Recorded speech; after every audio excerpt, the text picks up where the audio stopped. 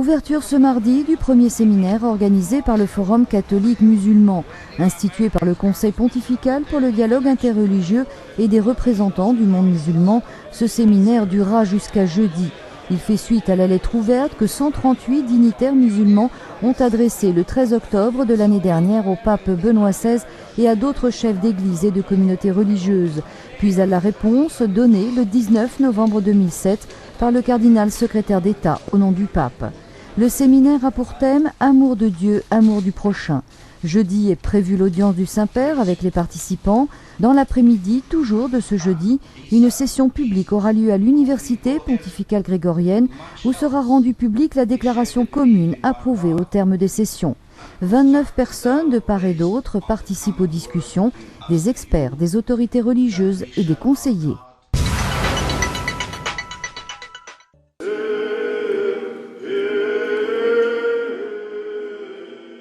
Alexis II, patriarche de Moscou et de toute la Russie, a écrit une lettre à Benoît XVI en réponse à celle que le pape lui avait écrite et que le cardinal Crescenzio Sepe, archevêque de Naples, lui a remise durant sa visite à Moscou. Dans sa lettre écrite en russe, le patriarche exprime au pape ses sentiments de profond respect et de sincère bienveillance, lui souhaitant également une bonne santé et l'aide de Dieu dans son service. Alexis II se réjouit de la perspective de développement croissant, des bonnes relations et de la coopération positive entre leurs deux églises. Son fondement solide en est la communauté de nos racines, écrit-il, et la coïncidence de nos positions sur beaucoup de questions qui agitent le monde moderne. Enfin, le patriarche se dit persuadé que la plus grande révélation de l'Évangile, Dieu est amour, doit devenir un repère de vie pour tous ceux qui se considèrent disciples du Christ, car, explique-t-il ensuite, seulement par le témoignage de ce mystère, nous pouvons surmonter la discorde et l'aliénation de ce siècle, proclamant dans ce monde moderne les valeurs éternelles du christianisme.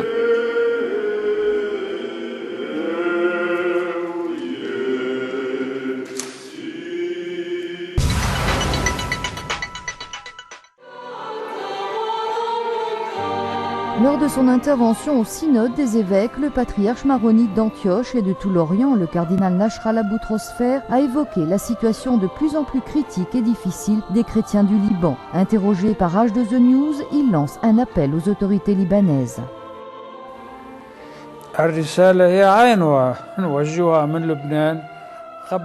Le message que nous lançons du Liban est le même message que nous lançons d'ici. Nous invitons tous les chrétiens à l'harmonie, à la compréhension, à l'aide et à l'assistance réciproque. Hélas, actuellement, la situation est différente de celle que nous espérons. Les Libanais sont divisés dans leur ethnie pour des raisons extérieures. Il y a dans le peuple ceux qui sont pour un pays et ceux qui sont pour un autre pays. Ceci ne fait qu'accentuer les divisions et rendre plus ardu le chemin vers un accord. Au Liban, la position du patriarcat est tenue en grande considération. Sur quoi fonde-t-il ses interventions et ses déclarations et comment décide-t-il quand et comment intervenir ?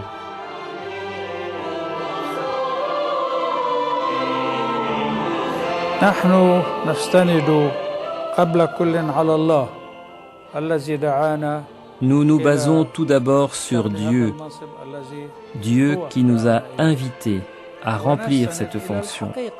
Puis nous nous basons sur la vérité. Et cette vérité, nous la proclamons ouvertement devant les personnes. Parmi ces personnes, il y a ceux qui s'indignent et ceux qui se réjouissent. Mais notre intention n'est pas d'agacer ou de rendre heureux quiconque. Disons plutôt que nous disons la vérité sans prendre aucune position.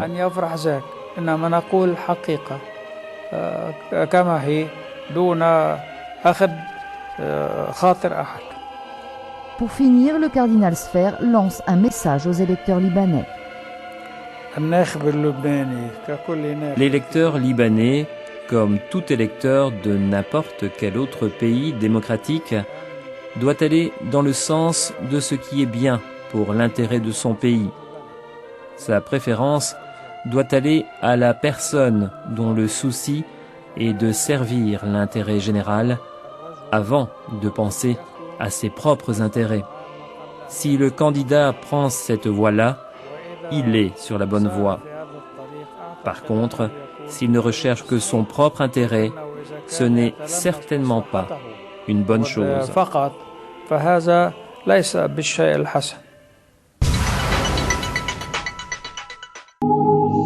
Avant son retour au Canada, le cardinal Marc Ouellet a suggéré un thème pour le prochain synode des évêques.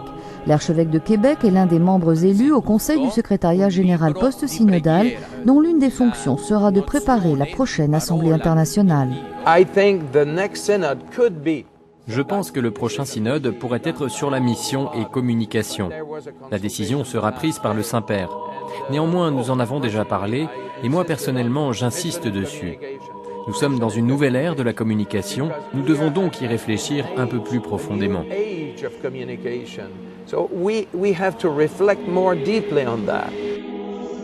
Autre fonction du Conseil, assister Benoît XVI dans la rédaction de l'exhortation apostolique post-synodale.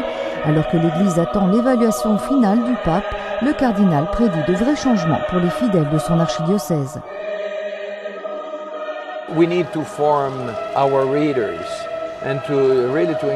Nous avons besoin de former nos lecteurs et de les encourager réellement, de les former. Je pense qu'il y aura aussi, à long terme, des améliorations au niveau des homélies. Ce n'est pas pour demain, mais à long terme, nous aurons une interprétation plus spirituelle des Écritures, de la part également d'intellectuels et de théologiens.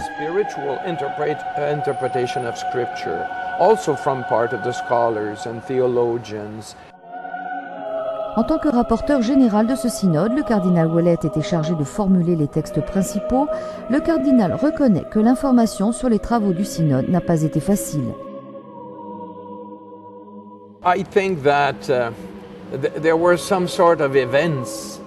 Une des préoccupations était par exemple la crise financière dans le monde, c'était le chaos, et les moyens de communication étaient très occupés à cela.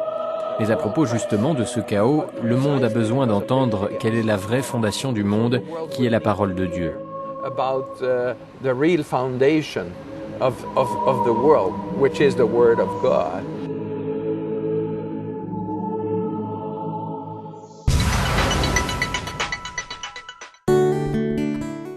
Le Saint-Siège invite la communauté internationale à éviter de tomber dans une interprétation relativiste des droits de l'homme ou de soumettre leur application à des intérêts partisans.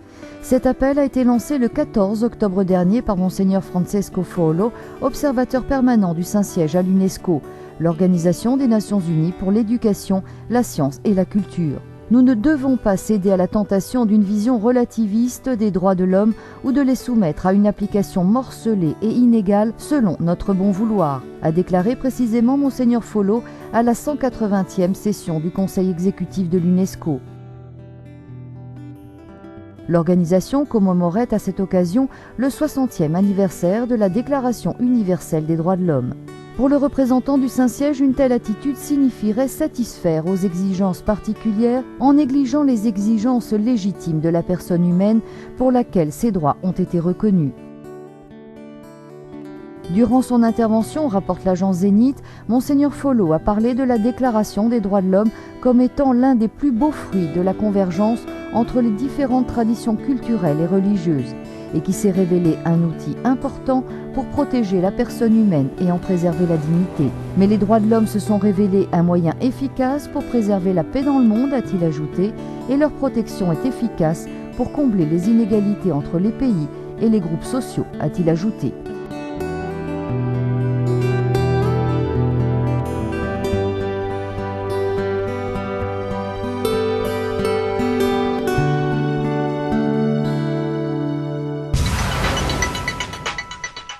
Le vrai croyant obtient le salut en professant que Jésus est le Seigneur et en croyant que Dieu l'a ressuscité d'entre les morts. Benoît XVI l'a souligné ce matin dans sa catéchèse à l'audience générale, expliquant la doctrine de la résurrection selon saint Paul, étroitement liée à la tradition propre aux premières communautés. La teologia della croce non è una teoria, è la realtà della vita cristiana. La théologie de la croix n'est pas une théorie, c'est la réalité de la vie chrétienne. Vivre dans la foi en Jésus-Christ, vivre la vérité et l'amour, c'est savoir renoncer chaque jour et savoir supporter la souffrance. Le christianisme n'est pas un sentier facile, c'est plutôt une escalade difficile, mais éclairée par la lumière du Christ et par sa grande espérance. Ainsi, le croyant se trouve entre deux pôles. D'un côté, la résurrection, déjà présente et agissante en nous. De l'autre, la possibilité de participer au processus qui conduit tout et tous vers la plénitude. Comme saint Paul décrit dans sa lettre aux Romains, toute la création gémit et souffre, presque les douleurs de l'accouchement. Et nous aussi, nous nous aimons dans l'attente de la résurrection de notre corps, de notre rédemption et résurrection. E così anche noi ci amiamo nell'attesa della redenzione del nostro corpo, della nostra redenzione e risurrezione. L'actualité vue de Rome, c'est cette semaine la nouvelle étape franchie dans le dialogue entre catholiques et musulmans au Vatican. Une rencontre, un premier forum catholico-musulman organisé pendant 3 jours, du 4 au 6 novembre, et qui a vu la participation de 29 experts musulmans, de chercheurs, de leaders religieux et de 29 autres catholiques spécialistes de l'islam, des évêques, des cardinaux, qui se sont rencontrés donc pendant 3 jours. Un participant musulman a confié que les échanges avaient été d'une franchise inédite.